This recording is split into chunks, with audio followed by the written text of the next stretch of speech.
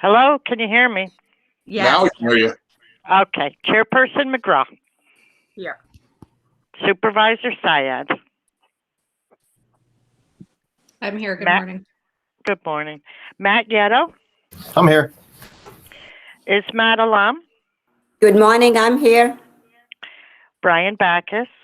Good morning. Stan Fominski. Good morning. Paul Briggs. Yes. Josh Hawley. Good morning. Michelle Martinelli. Elena Finnan. Michelle was waving. Okay. Elena Finnan. Rosemary Jackless. Bill McPartlin. John Delarada. Laura Robertson. I'm here. Jessica Gerber. Here. Janet Wynn. Good morning. Ray Smith. Here. Pete Rakicka. And Diane Percy. Pete's here. He Yeah. doesn't have a microphone, Kathy. Okay. But yeah, can And you hear Elena me? I'm here. Okay. Diane, you're here too. Okay. And did I Yeah, miss thank you. anyone? And Elena. Thank you. Great. Okay, Elena, thank you. Okay, we're all set. Terrific. Thank you very much, Kathy. I hope everyone has had the chance to review the minutes that Kathy sent out the other day. If so, may I entertain a motion to accept the minutes? Motion to approve the minutes. I have a second. I second. Great, thank you. All those in favor signify by saying aye. Aye. Opposed? Motion carried. Matt, water and sewer items? Okay, so under admin engineering, just an update on COVID-19. Everyone who has asked for the vaccine has received at least their first. Most of them have received their second shots. So that's moving along, and that will go a long way as far as getting back to normal operations. No cases to report, and no isolations or anything required this month. I have an additional item under engineering. I want to congratulate Josh Hawley. We found out yesterday that he passed his PE exam, so now he will be a licensed engineer, which is something I know he's worked hard on, and it's not easy to achieve. So congratulations on that, Josh. Josh, Thank that's you, man. fantastic. I'm so Yes. proud of you. Thank you. I know it's very hard to do, and you work so hard each day for the town, and then to try to add this additional credential that only makes our town better and stronger. Thank you very much. I appreciate that. Thank you. Moving down to attorney's items. Paul, any update on the Myers? Matt, can I ask a question in the COVID section while you're still there? Sure. Last Thursday evening, I informed my supervisor, the comptroller, and the comptroller's confidential assistant that my identity had been breached. So I'm curious to find out who gave Councilwoman McGraw the authority to release my information to the media.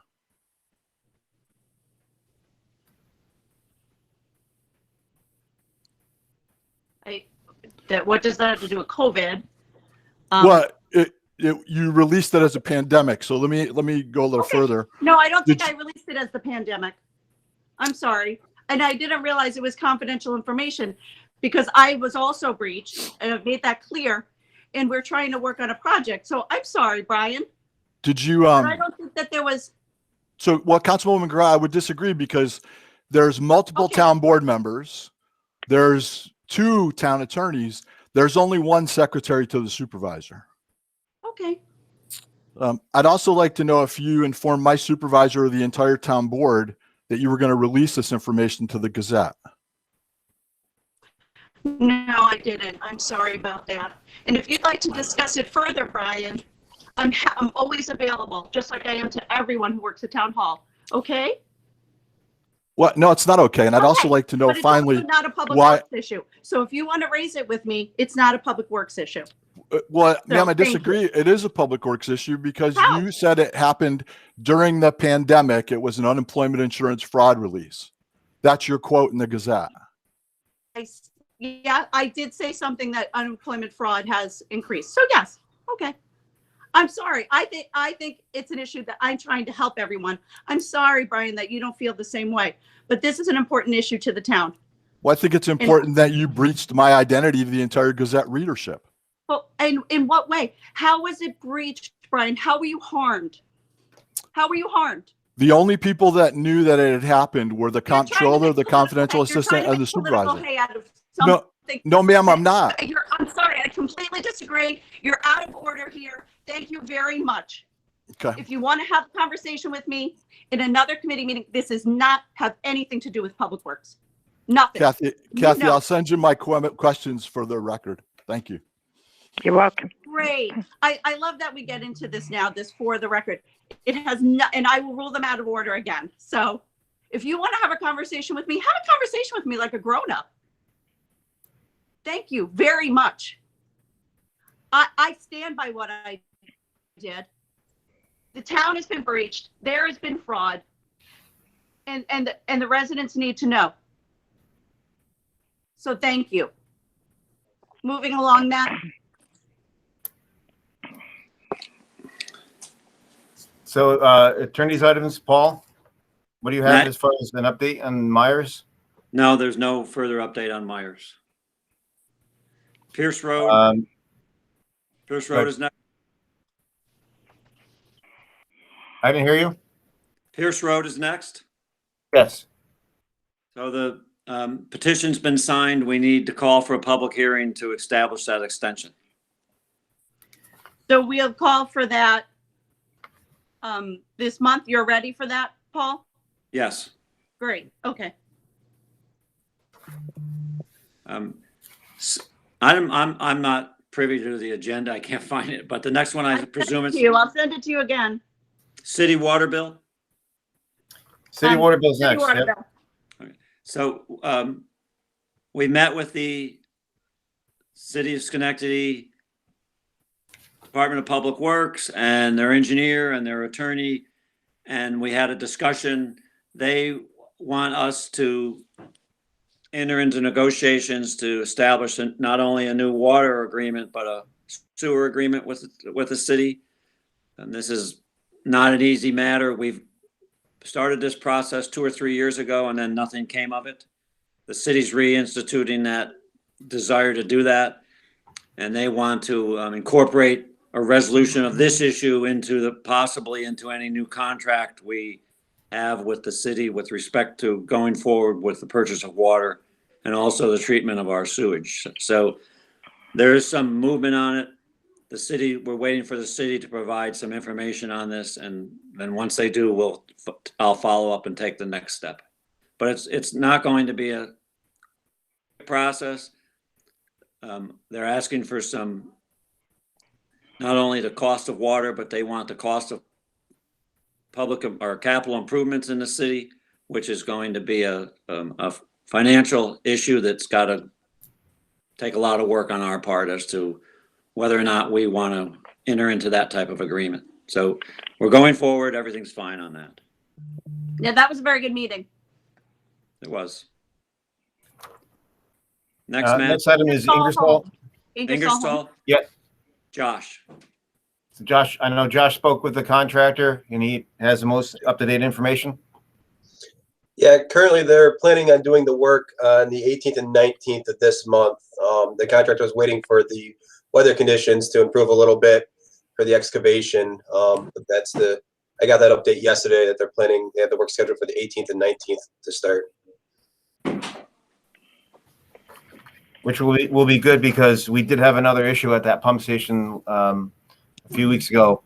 We had to call a contractor in to help disassemble the plumbing and remove a blockage in the plumbing. Thankfully, it turned out to be less expensive than we initially thought. So, and we were able to take advantage of the when they reassembled the piping, they replaced some of the old valves that were there, and that ended up costing labor-wise about $5,000. which was far less than what we had anticipated. The next one, Paul, is just the code update regarding prohibited discharges to the sewers. I know Laura had a list of code updates that we were talking about doing, and I do have a draft or an example for this section from other towns too, that when we get closer to making this go forward, we can use that. But I know we typically do most of our code changes at the same time, so we don't do multiple meetings to get this done. So Right. I So can can you provide get that that to you, to Paul. Laura and Elena? Yes, I can. Okay, great. And then we also need the code change from Michelle Martinelli's request. Correct. Yeah, to allow For for a one-day passes. 1 day. Go ahead. To allow for a 1 day pass at the I'm transfer good. station. I think that's, I'm on a delay. Okay.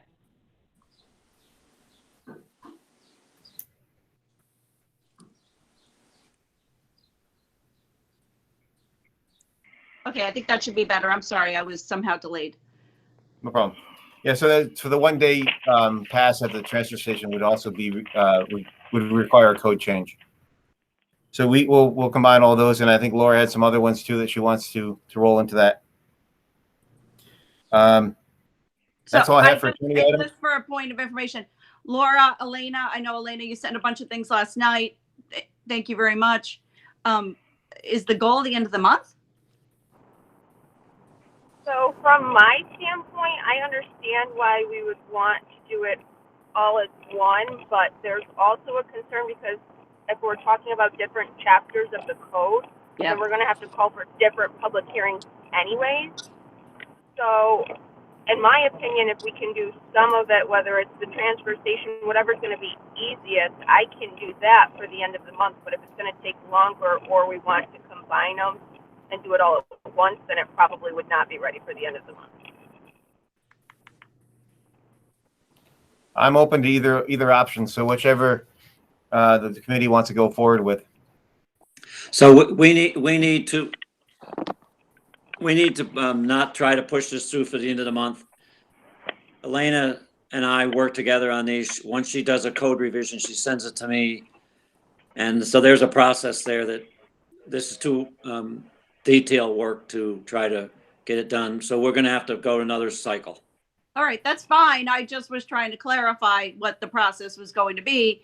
The one about the transfer station, though, is a little bit more time sensitive simply because people are cleaning up their houses in the springtime. And I think if we start to drive around town, we'll see more and more for sale signs going up. I mean, the real estate market is red hot, right? So,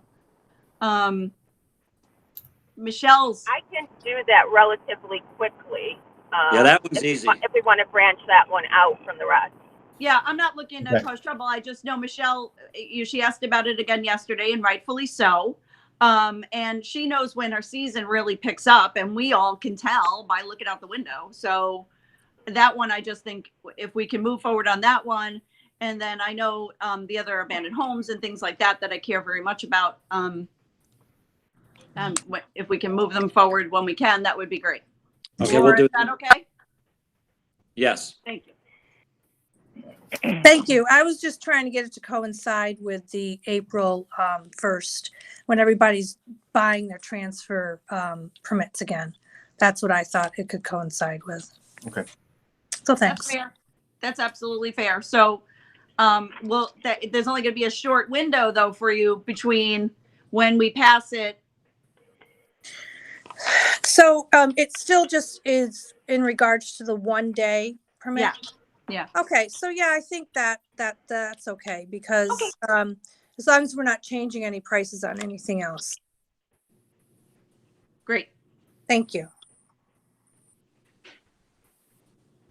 So that's all I have for the attorney's items. Anything else anyone would like to add? Good. No. Okay. So water and sewer maintenance. Just an update. The new security camera system at the water and sewer garage is operational now. We have 12 cameras throughout the property to help increase security and work safety for the staff. We have a very similar system that we have purchased. We're going to install that at our wastewater treatment plant next. So probably next month we may have that already up and running, and I can report on that. It's something we've been wanting to do for a long time, and we were able to utilize our staff to do that without having a contract out for that.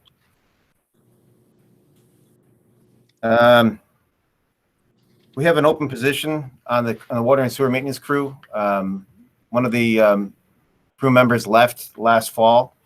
We never filled it, and I didn't think it was responsible to fill it during the height of the pandemic because we didn't know what our staffing levels were going to be, if we were going to be shut down again.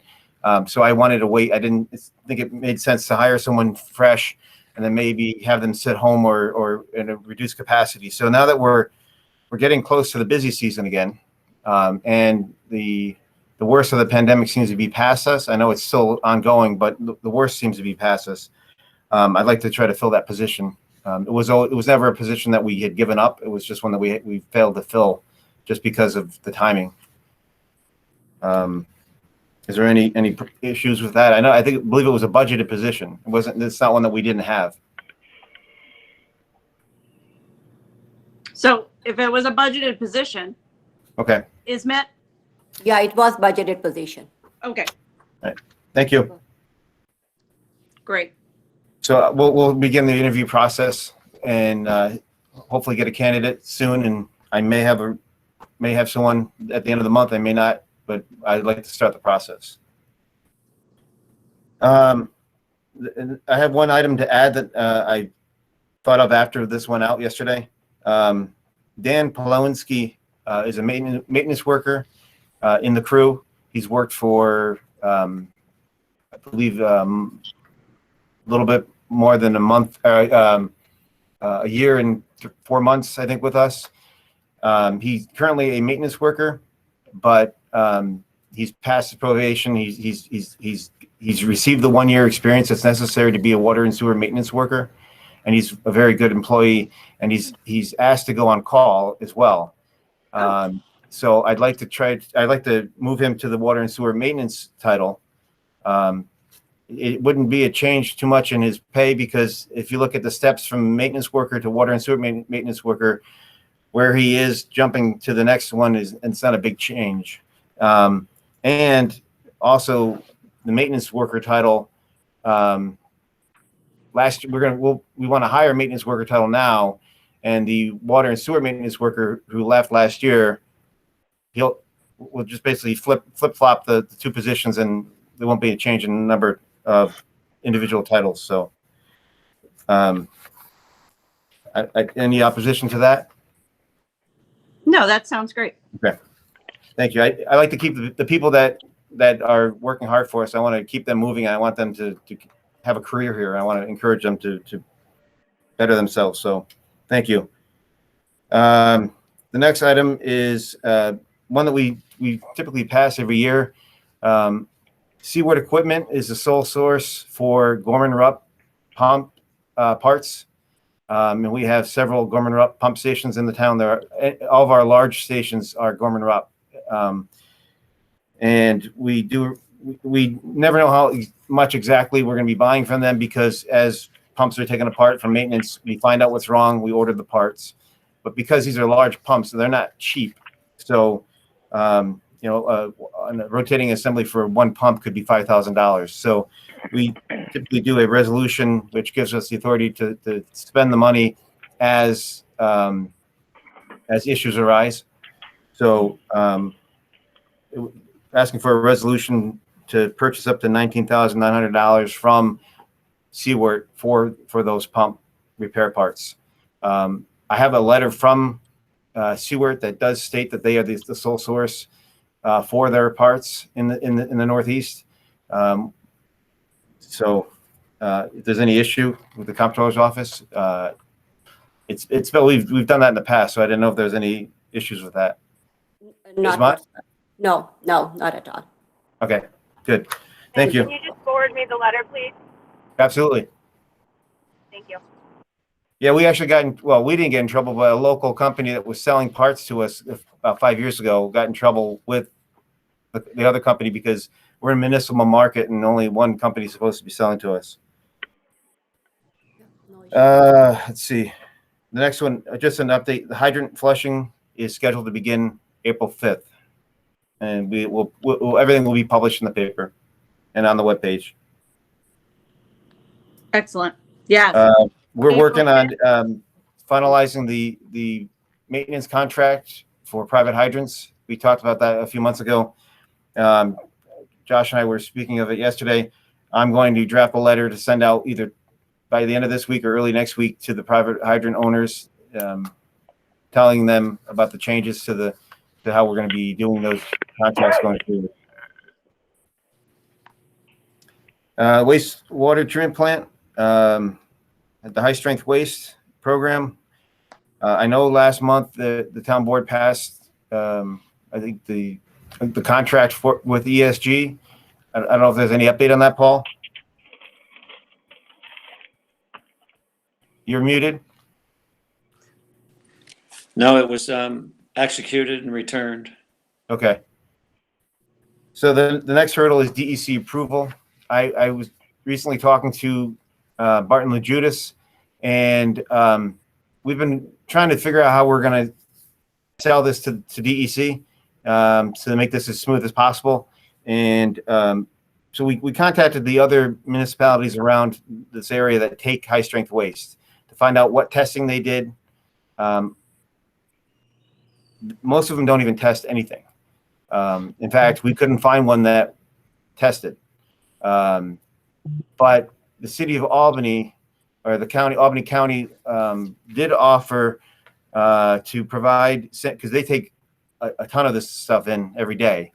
They did offer to provide samples from one of their haulers to the lab that we go to in Albany to do an initial testing, which we can say that we initially tested. This is the type, because that's what DEC said with the soda waste. They said you're okay to take soda type waste. So if we go to them and say the fats, oil, and greases, which the city is taking, which Albany County is taking, and a lot of other places are taking, we say we've tested it and this is the type of waste we're going to be taking, and just go forward with it that way. And we'd be doing everything they asked for. We're going above and beyond what everyone else is doing.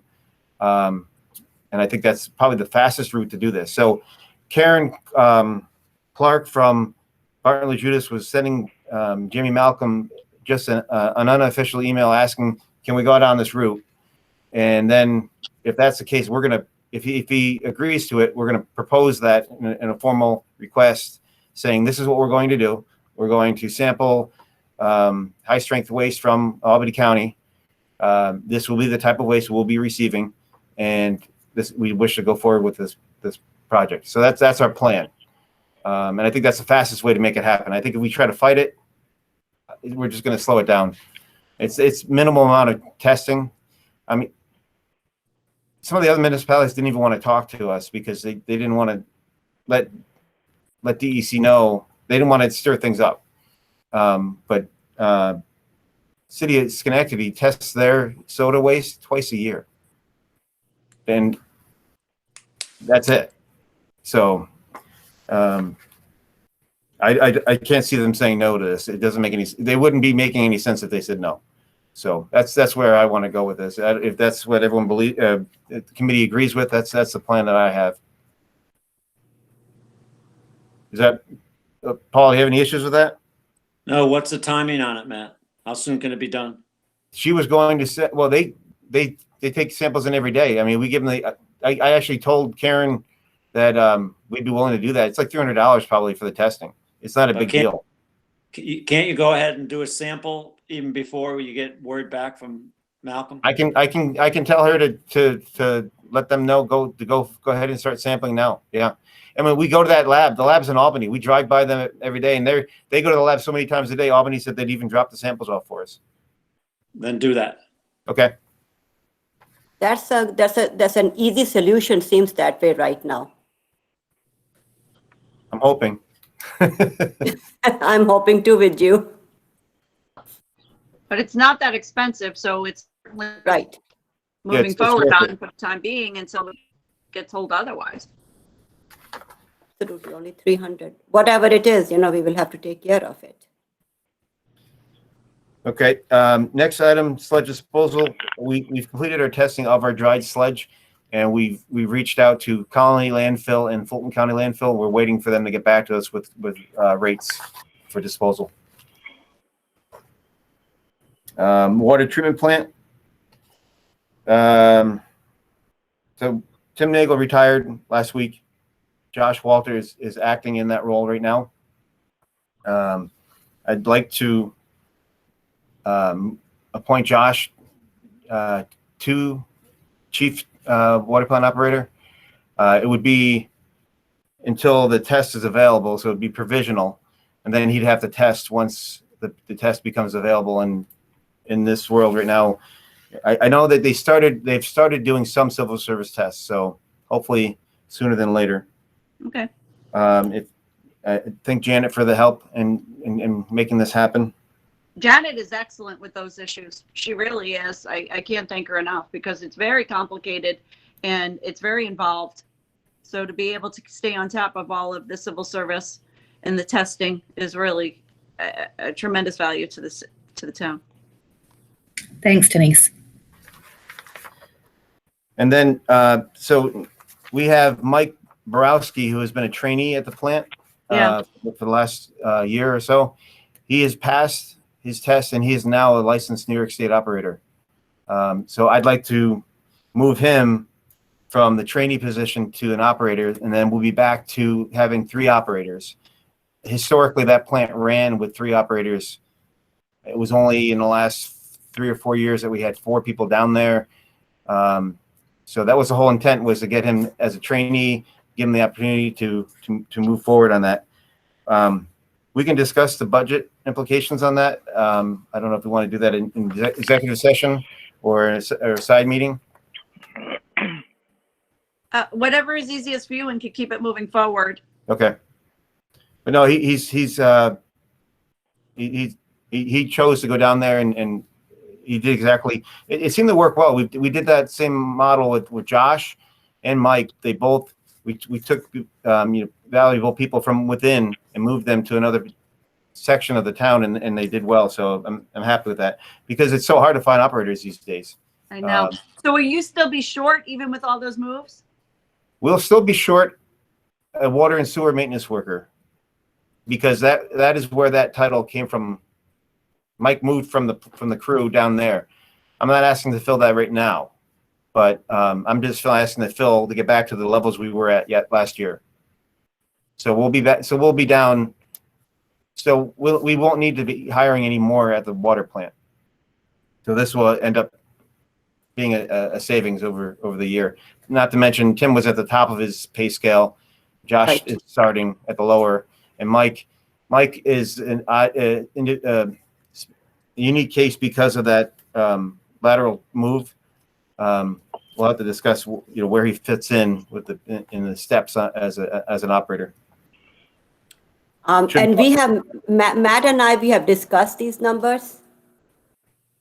Right, Matt? Last week we talked about it, so I think it definitely makes sense to me, and it is within his budget and actually savings to the town. That's great.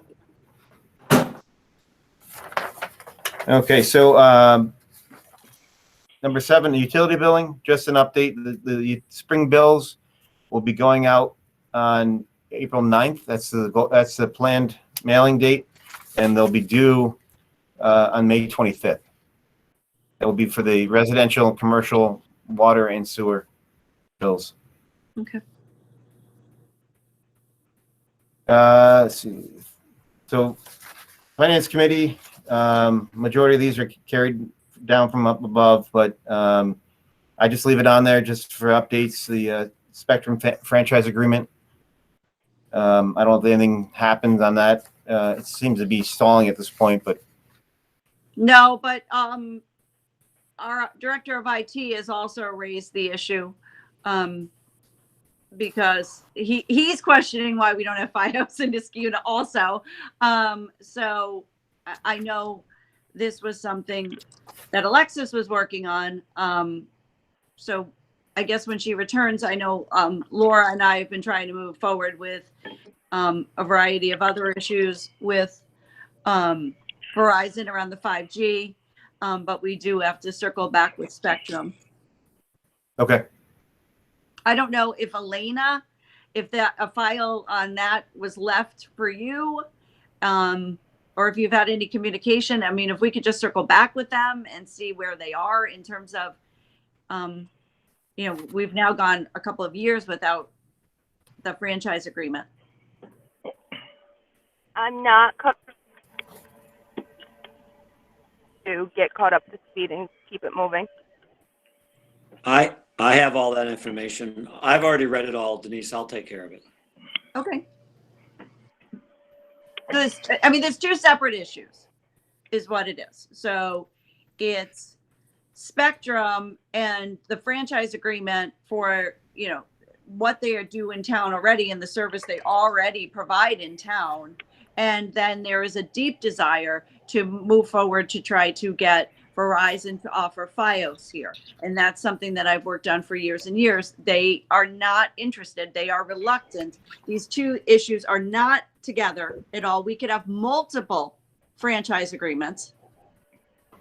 You know, if Matt Yetto started a cable company tomorrow, we could franchise with him. And it also only relates to TV. It does not relate to broadband. So, and that is the nature of it. So I know there's a lot of confusion around this.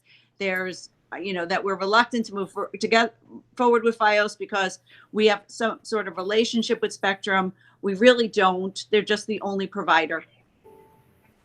And we have done what the law prescribed for us to have a franchise agreement with them to allow them to offer. That has now been expired for a while now, and we continue to pursue FiOS with Verizon. I believe, and I think Laura believes it as well. We've sat in a lot of meetings that FiOS and what they want to do with 5G moving into town will greatly help our broadband network.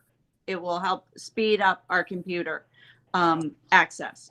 And I know that's what people really care about a great deal. So we are trying. So Paul, whatever you can do to move forward with Spectrum, we should, because they are offering a service in town. We don't have a franchise agreement with them. They owe the town money.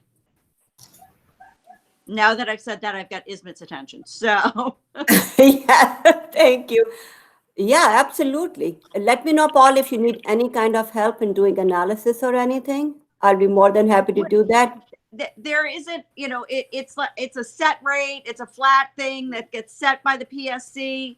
I mean, we really just have to move forward with them. Got it. Okay. And what about Verizon? You said that you're working with Laura in order to get them the I the think Laura, permits. were we having another meeting coming up? And I know I added Seth to the working group on it.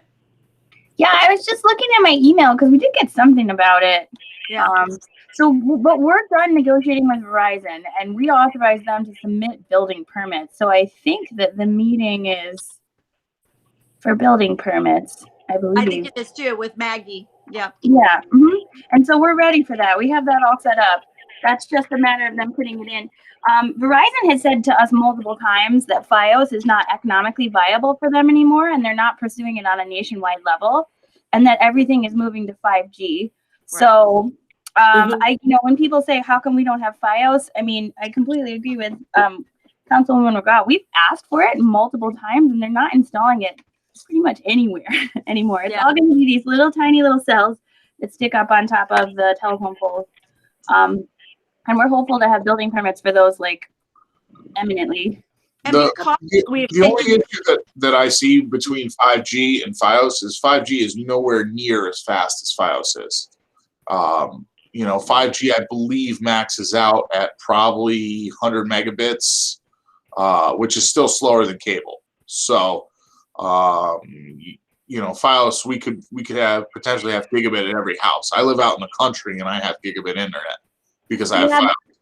But Seth, we've asked them. They're just not installing FiOS anymore. It's too much infrastructure in the ground that they have to maintain. It costs them too much to put the cable in the ground now. They just won't. Right. They've been mandated by the state. Dr. Patrick Jean-Pierre, Niski High School. They've been mandated by the state to do areas where there is no broadband, internet connectivity, up in the North Country and other places. They are trying to meet that mandate, and they're just really not interested in moving forward. They just don't think that they can do it, as Laura said. So we have pursued this. I have probably pursued this for almost 10 years. Just continuing to ask them again every and they haven't been. Now the 5G, I know that you're disappointed by it, Seth. No, it's on my face. But we will be one of the first towns in the state to have that, because we have been so dogged in continuing our communication with them around the FiOS. I would hate to be the town that's the last, when at least we're moving forward with some sort of improved offering from them. So go ahead.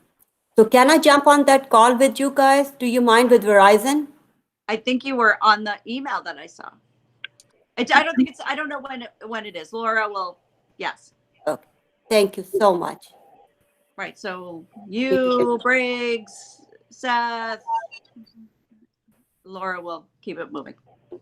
And just to add to that, I'm working on the city of Schenectady sent us, or not city of Schenectady, but Verizon sent us their agreement with the city of Schenectady and their building permit application. So that's something that I'm working on. And it doesn't look like we're going to need any code changes, but they sent us some ideas on their building application process, building permit application process. So we're going to be ready to go when they're ready. Great. Thank you very much, Paul. That is awesome. It's just that because you're budgeted for those things and just need to keep track of them. Thanks. They thought they may be starting by late spring, early summer, right? I thought they said. That's what they said, right? Exactly. Yes. Depending upon how quickly they get the work permits. Okay, so the rest of the items underneath this section are just carried over from up above, just so it's nice and neat for the attorneys to come up with the resolutions. One, I guess you did add on there the public hearing for the transfer station code changes. On to other departments. Matt, And the can public hearing, Pierce Road. Janet, yeah. Okay, yes, you're right. So Matt, just as I reminded in the police and public safety meeting the other day, I'm just going to throw this out there. If your appointment to maintenance worker is not a Niskayuna resident, I need a heads up because I need to get a waiver from civil service. My deadline for that for March is the 10th. So That's otherwise it just April. Does it matter that it's non-competitive? It doesn't matter. Niskayuna passed a law and made an agreement with civil service that everyone that lives in the town is Niskayuna. Everyone that works for the town is Niskayuna residency. Otherwise, we need to request a waiver. Then we'll need 2 waivers. Well, at least the guys that are moving up, though, does that apply to them as well? Yeah, so I know Mike Borowski is going to need a waiver. I'm not sure about. Lewinsky, yeah, I think he's Scotia. So yeah. I'm going to need their names, the name of the person you want to appoint to maintenance worker, and his address, and I'll get a letter over. I can do it electronically, so there'll be, as soon as you get me the information, I could get it over and get it on their agenda. Okay. Their meeting will be the following week, and then that will be in time for the town board meeting. We'll actually, have everything done prior to appointing, which we should do. That applies to Walters then too, I guess, right? Is he an out-of-town resident? He's Scotia. Okay. Yeah, so I'll have to do it for all 3 of them. Okay. So in practice, Janet, what had been done previously is that we really only did that when they were out of county? No, it's actually been, so you can do you always have a Niskayuna preference. It's right. Something the town board established a long time ago. So anybody that's not within Niskayuna needs a waiver. If we were offering, say, an open competitive exam, we could extend that to it's automatically extended to the county. Beyond that, we would have to ask for extension to contingency county. But even if somebody takes the test and they're in a contingent county and you appoint them, we have to ask for that residency waiver. I knew that piece. because I know some departments hire very heavily outside of town. So, Mhm. okay. And unfortunately, sometimes, to be honest, sometimes before, but you all are making the appointment and I'm not finding out that these people are out of town until I get the application, and then I'm playing catch up, which I would just prefer not to do it. You know, we really should be, you know, having the Civil Service Commission. I doubt it would ever happen, Absolutely. but what if they said no? Absolutely. Yeah, that has to be a standing thing on the committee agendas to have that conversation and all. Yeah, that's what I've been doing this week is like at each committee is just reminding people, you know, when you're doing these appointments, if they're not Niskayuna residents, I need a heads up. And it really doesn't take, you know, it takes a little bit just to put a letter together, coordinate with civil service and get it over there. But if I don't know, I can't get it done in time. Thank you. Thanks, Matt. So down to other departments. I know Josh has been working this week with Northeast Petroleum to finalize the startup for the new fuel system. Do you want to give an update, Josh? Yeah, I mean that's basically it. We're doing the startup for the software to set up all the accounts, and then we'll start be able to start fueling from the new tanks. We do need to drain or use up the fuel from the old water sewer garage site before we can move forward, because our contractor can't demo and decommission the old tank until that's down to 4 to 6 inches, and I believe there's about 1,000 gallons in there now. So once we drain that down, we could start fully using the other 2 tanks and have them fully in service. And then also tear that other tank out and clean up that area. Correct. Yeah. So the police and all the police and water and sewer will continue using the old tank until we drain that out, and it shouldn't take all that long. What do you figure? A couple weeks, Josh? Yeah, 2 or 3 weeks I think is all it would take to drain that down. So I will send an email to police and to fire, just letting them know that that's the situation. Once we get the new tanks fully operational and we know that they're going to work, then I'll send out an email to them to communicate that transition plan. Sounds good. Thank you. Item B, a recycling and shred event. We tried to do one last fall, but COVID got in the way. Kathy, can you try to contact the the shredding company and e-waste to see if they are back to doing that, if the COVID restrictions have been lifted?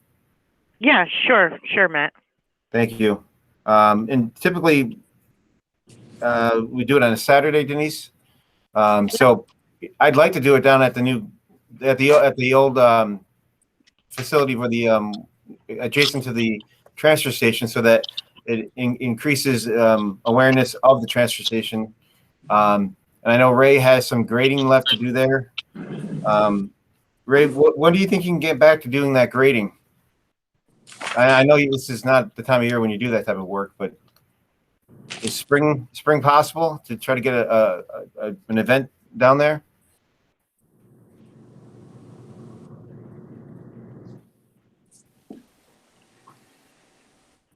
Well, I think the hope is that this is completed in the spring. I mean, probably as much as for an event at the recycling center is the fact that baseball is going to start, and there's going to be just tons of families and kids down over there.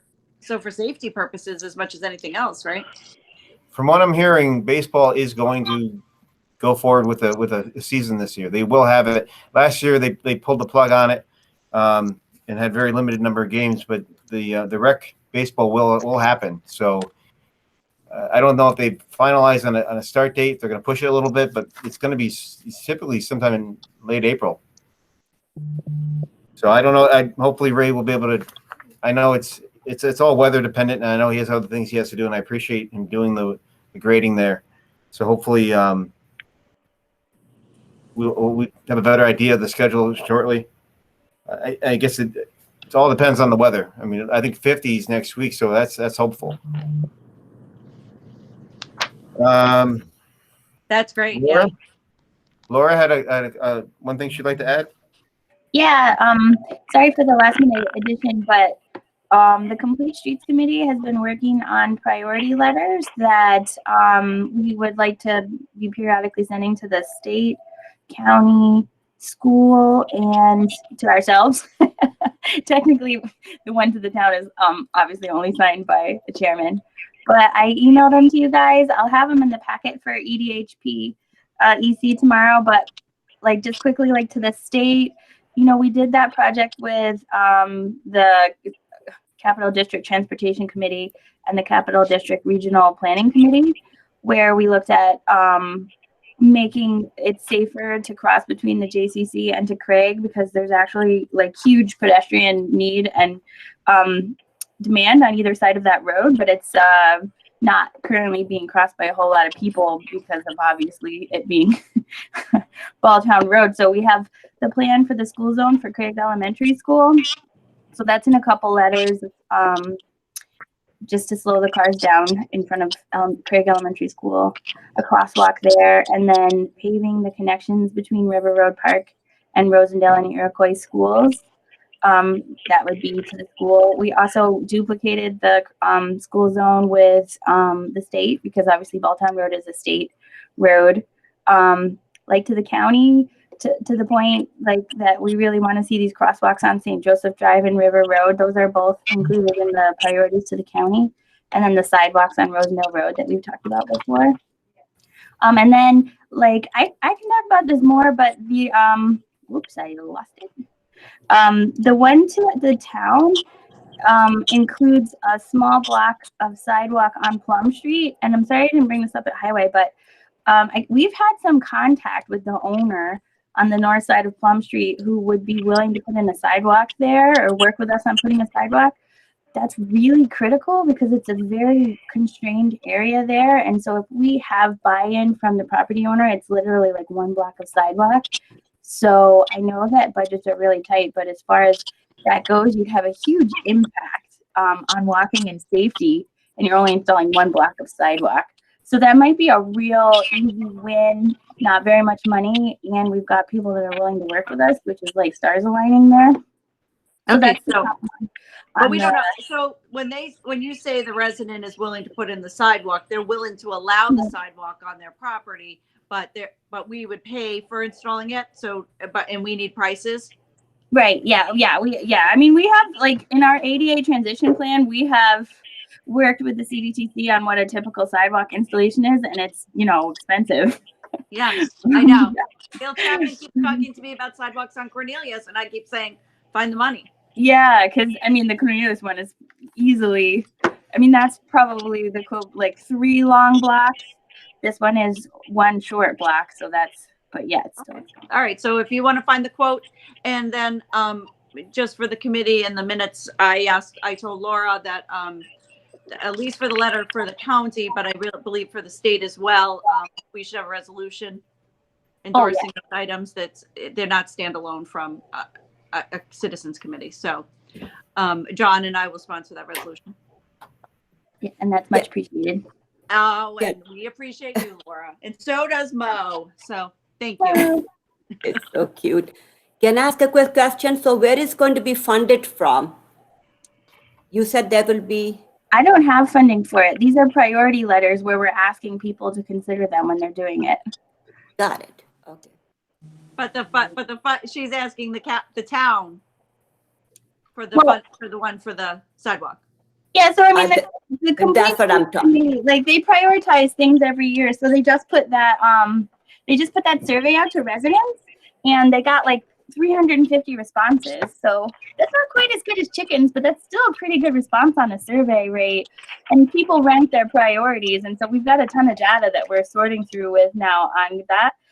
But they do a lot of work on talking to people and prioritizing projects. And so they feel like it's good to tell each one of these boards, you know, where the priorities could be. Like, we understand that there isn't any funding for Plum, but if, you know, we're out there and something comes, then you guys know that they've done this work and that Plum could be a #1 priority for the reasons that I just stated. Got it. Okay. Maybe I completely apologize. Maybe I completely missed something. That was about the City of Schenectady water agreement. Yeah. So where are we on that, Paul? Have you received any counter proposal from them? So we've talked to the city and they no, we haven't. They've just sent us some information. They didn't have a copy of their own agreement, their proposed agreement. I sent that over to their attorney, the one that had the correct in it. He was unaware of that agreement. They didn't have that. So we're waiting for him to get back to us after that. There is one that existed there. I know, and it was partially signed. That's all I'm saying. So we're waiting for the Corp Counsel's office in Schenectady to get back to me on that. Okay, thank you. You're welcome. So, and he's on it. And if not, Ismet, we're sending in our secret weapon, you. Anytime to get. I understand why you may have missed it because of the disruption in the beginning of the meeting, but as I pointed out, it was an excellent meeting. And Ismet, I mean, you really made the difference in the meeting because you worked for them then. And between each of us, we had a piece of this that we knew exactly what we were talking about, from memory, from being there. So I think it was an excellent meeting on our part. So thank you all for making that happen. Thank you, Paul Briggs. And thank you for always being excellent, Ismet. I have been asked to go into an executive session to discuss an employment matter. So Paul Briggs, I'm going to ask you to make the motion. We're going to go into executive session and we're going to come out and adjourn. We're going to do no further business. Paul Briggs. Hey, one thing, Denise. Oh, I'm sorry, Matt. I'm sorry. So I asked you yesterday about moving the meeting to April 8th. Yes. I said I don't think that's going to work because I looked at it. That's the school break. That falls in the time that the schools are off, and I know we typically don't have meetings then. So Yeah. we can go if we can. When is finance in April? I don't have the calendar in front of me because I don't thought have I it. about this yesterday.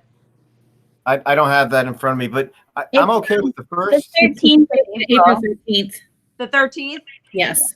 So, Matt, how about I hate to either the 12th or the morning of the 13th.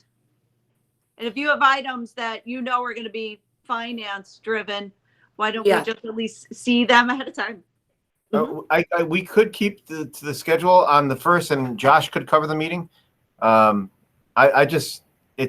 He's fully capable of doing that, and he's talk. I'm fine with whatever you decide. Okay. Why don't you two talk, and then if you could just make a decision today, and we can get out an email, and then Seth can get it up on the calendar, so folks who are following this or helping write things for this, they can be on top of it. Okay. Okay, that works. Thank you. Terrific, and thank you for raising that issue, Matt. Okay. Do you have anything else? I'm going to make a motion to move into executive session pursuant to section 105 F of the Open Meetings Law to discuss the medical, financial, credit, or employment history of a particular person or corporation, or matters leading to appointment, employment, promotion, demotion, discipline, suspension, dismissal, or removal of a particular person or corporation. I'll make that motion. I will second that motion. Thank you. Supervisor? All those in favor signify by saying aye. Aye. Opposed? Motion carries. We will go into executive session.